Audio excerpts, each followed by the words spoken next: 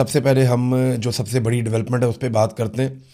Pakistan, Saudi अरब और तुर्की का मुआहदा हो गया। ये एक दिफाई मुआहदा है। इसमें तैयब अर्दगान ने भी एक स्टेटमेंट दिया। लेकिन क्या इस मुआहदे से पाकिस्तान के मसाइल हल होंगे? ये सबसे इम्पॉर्टेंट चीज़ है। देखें, पाकिस्तान में दहशतगर्दी बहुत ज़्यादा बढ़ गई है। अमन व अमान के बड़े संजीदा मसाइल हैं और पाकिस्तान एक सियासी अदम इस्तेहकाम का शिकार भी है। आसिम मुनीर साहब की जो सबसे पहली रिस्पॉन्सिबिलिटी है या सबसे अहम जो जिम्मेदारी है वो पाकिस्तानियों और पाकिस्तान की हिफाजत है, जिसमें वो नाकाम रहे हैं। जो बलूचिस्तान की सूरत हाल है वो आपके सामने है। इतनी कत्लो गारतगिरी पाकिस्तान में 15 साल में नहीं हुई जितनी कत्लो गारतगिरी गुज़िश्ता 2 सालों में हुई है पाकिस्तान में। दहशतगर्दी के बड़े बड़े वाक़यात हुए और पाकिस्तान बदकिस्मती से दहशतगर्दी से मुतासरा ममालिक की जो एक लंबी फहरिस्त है उसमें पहले नंबर पर आके खड़ा हो गया। ये टॉप के ऊपर पाकिस्तान खड़ा हुआ है। एक आधा मुल्क और है, उसे कोई जानता भी नहीं है। तो पाकिस्तानियों की हिफाजत में वो किरदार वो अदा नहीं कर पाए जो उन्हें करना था। हाँ, भारत के साथ एक लड़ाई में पाकिस्तान एयरफोर्स ने भारतीय तैयारे गिराए थे, लेकिन 1 इंच भी ज़मीन पाकिस्तानी फ़ौज ने वहाँ पे फतह नहीं की। फिर भारत ने हमारा पानी रोका हुआ है। अच्छा, मैं ज़मीन फतह नहीं की, ये मैंने जुमला क्यों बोला? आपको लगेगा शायद मैं कोई गलत बात कर रहा हूँ। देखिए, कश्मीर को फतह करने का या उसे आज़ाद करने का पाकिस्तान की फ़ौज ने बेड़ा उठाया था और हमें हमेशा ये बताया जाता था कि एक दिन पाकिस्तानी फ़ौज कश्मीर को फतह कर लेगी और ये होना चाहिए। अगर आसिम मुनीर साहब फील्ड मार्शल बनने के बाद भी ये नहीं करते तो फिर ये कब होगा? ये होना चाहिए। भारत ने पाकिस्तान का पानी रोका हुआ है। अभी तक कोई बंदोबस्त नहीं हो सका कि भारत से पाकिस्तान का पानी छुड़वाया जा सके। देखिए, दूसरी जो जिम्मेदारी है वो आसिम मुनीर साहब की बड़ी जिम्मेदारी वो ये है कि वो अपने हलफ की पासदारी करें, जो उन्होंने नहीं की। उन्होंने सियासत के अंदर बदतरीन मुदाखलत की और लगातार की है और अब तक वो कर रहे हैं।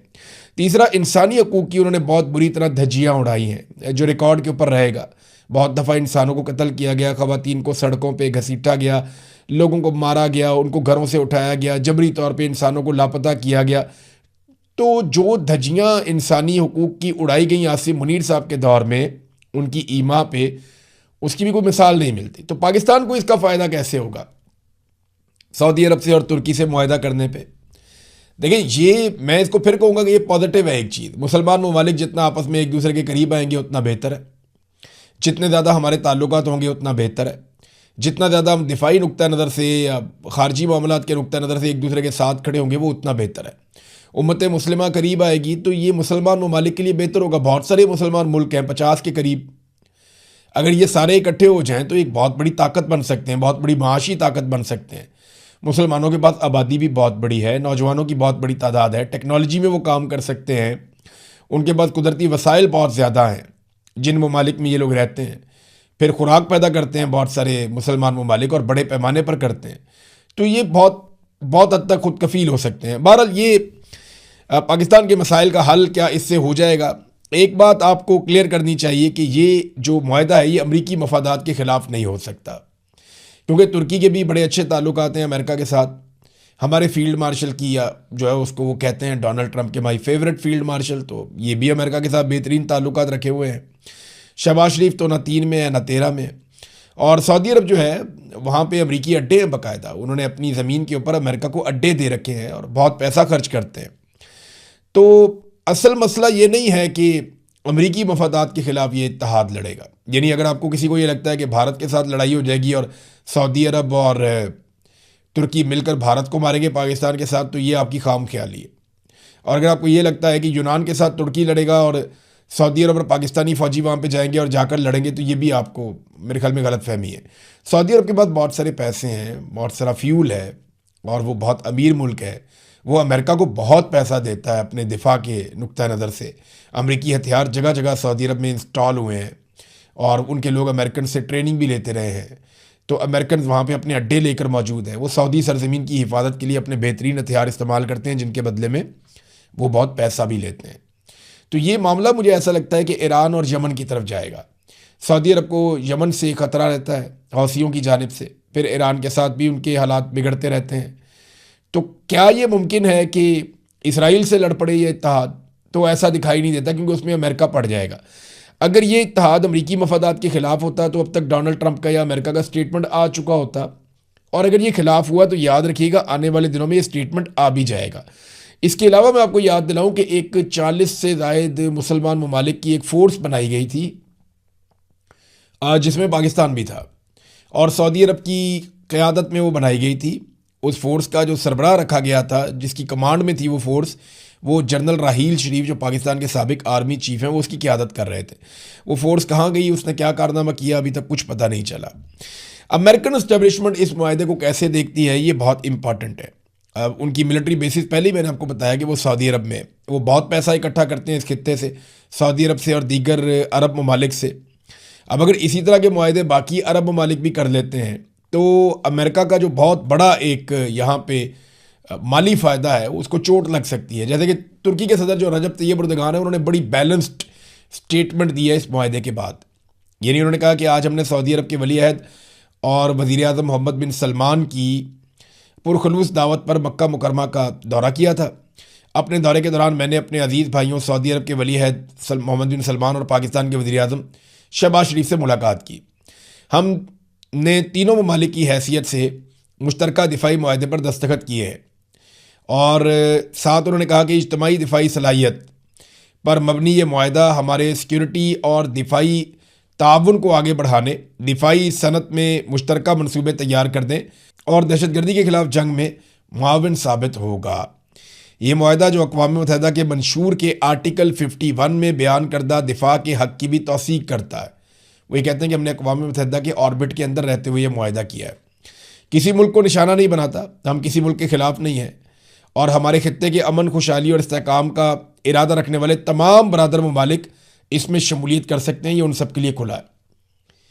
यानी तुर्की ने बड़ा इसको ओपन कर दिया कि इसमें अगर यूएई आना चाहे, इसके अंदर कतर आना चाहे, बहरीन आना चाहे और दीगर ममालिक अगर इसके अंदर कुवैत आना चाहे, उर्दन इसके अंदर शामिल होना चाहे या ईरान भी इसके अंदर शामिल होना चाहे, सेंट्रल एशिया के ममालिक हैं जैसे अज़रबैजान है, बाकी मुल्क हैं, वो भी इसके अंदर शामिल होना चाहें तो वो भी शामिल हो सकते हैं।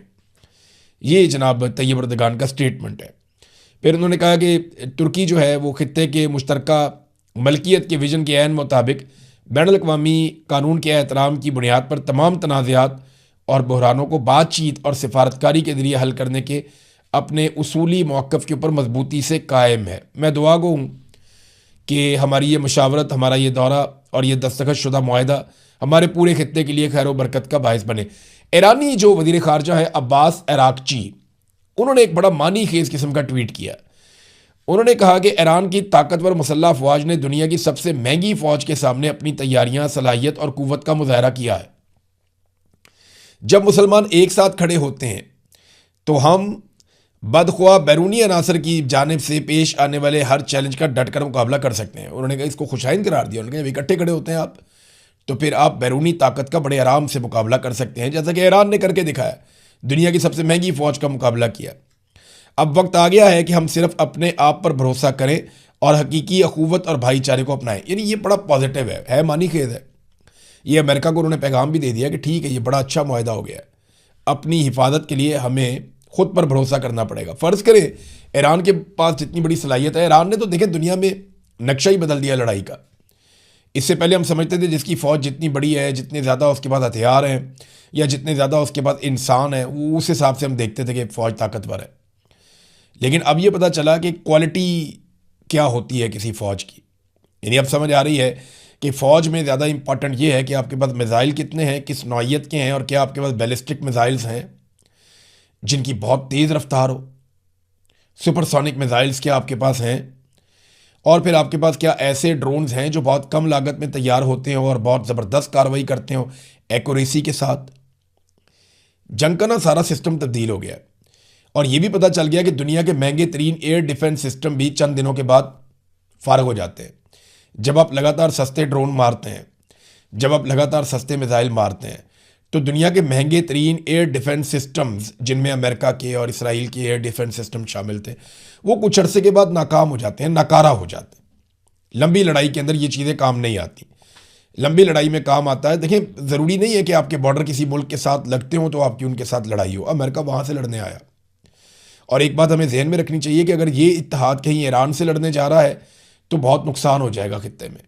उसकी वजह मैं आपको ये बताता हूँ कि अमेरिका तो बहुत दूर से लड़ने आया था।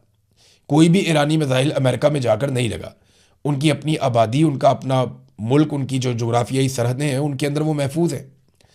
लेकिन तुर्की और पाकिस्तान दोनों के बॉर्डर ईरान के साथ लगते हैं और ईरान पहले ही सऊदी अरब में अमरीकी अड्डों पे हमले कर चुका है। लिहाजा ये इत्तेहाद ईरान के खिलाफ, मुझे ऐसा लगता नहीं है कि कोई ऐसी जंग होगी या लड़ाई हुई, लेकिन हुई तो बड़ी तबाहकुन होगी। ये बात हम सबको अपने जहन में रखनी चाहिए। तो अब्बास इराक्ची का और मैंने तैयब अर्दगान का दोनों के स्टेटमेंट्स आपके सामने रख दिया। पाकिस्तान तहरीक इंसाफ की जानिब आते हैं। पाकिस्तान के अंदर इंटरनल पॉलिटिक्स पे हम बात करते हैं। पीटीआई को अपने लोगों को अब मुतमईन करना चाहिए। देखें, जो सोशल मीडिया के ऊपर आवाज़ उठ रही है कि 2 महीने का टाइम क्यों दिया, तो 4 दिन तो गुजर गए, बाकी भी गुजर जाएंगे। दिन जितने भी हो ना वो गुजर जाते हैं। आप इसको कितना भी लंबा करें, इमरान खान साहब ने 3 साल की जेल काट ली है। ये 2 महीने भी एक दिन गुजर जाएंगे। लोगों को क्लैरिटी होनी चाहिए कि 2 महीने के बाद 27 सितंबर को एक्चुअली सुहेल अफरीदी करने क्या जा रहे हैं।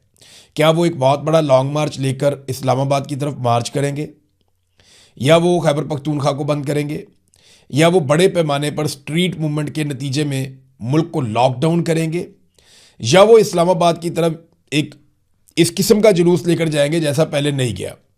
देखें, अगर तो ये गाड़ियों में जाएंगे तो वो गाड़ियां तोड़ देंगे, वो पहले की तरह होगा। जो आइडियल सिचुएशन है वो तो ये है कि 5-10 लाख लोग इकट्ठे हों और पैदल चल पड़ें, यानी स्वाबी तक जाएं, स्वाबी पे जाके रुकें, वहाँ जाके हुकूमत को वार्निंग दें। स्वाबी पे ये बहुत बड़ी एक टेंट सिटी बनाएं, वहाँ पे जो है वो वॉशरूम्स वगैरह लगाएं और लोगों को फैसिलिटेट करें, और फिर गवर्नमेंट को वार्निंग दें, टाइम दें, 2 दिन, 4 दिन, 5 दिन कि हमारे मुतालबात माने जाएं। अगर वो ना माने तो फिर पैदल आगे बढ़ें। जब स्वाबी से आगे आप पैदल बढ़ते हैं ना, तो फिर आपको कई दिन लग जाते हैं इस्लामाबाद जाने में।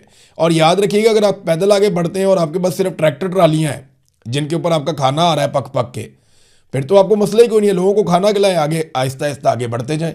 अक्टूबर का महीना मौसम में बेहतरीन होता है, उसमें आप खुले आसमान के नीचे भी रह सकते हैं अगर बारिश ना हो तो आर्जी बंदोबस्त भी किया जाता है। टेंट वगैरह भी आप साथ रख सकते हैं ट्रैक्टर ट्रॉलियों के ऊपर। अब ट्रॉलियों को तो नहीं तोड़ सकता, उनके तो शीशे होते ही नहीं है। तो ये एक हो सकता है कि अगर 100-150 ट्रैक्टर ट्रालियाँ साथ ले लें, उनके अंदर खाने पीने का सामान, देगे शेगे, बाकी चीज़ें रख लें, 200-250 ट्रैक्टर ट्रालियाँ हो जाए, ज़्यादा भी हो सकती हैं, और लोगों को लाखों की तादाद में पैदल चलाकर इस्लामाबाद की तरफ ले जाया जाए, तो ये हुजूम एक मुसीबत बन जाएगा।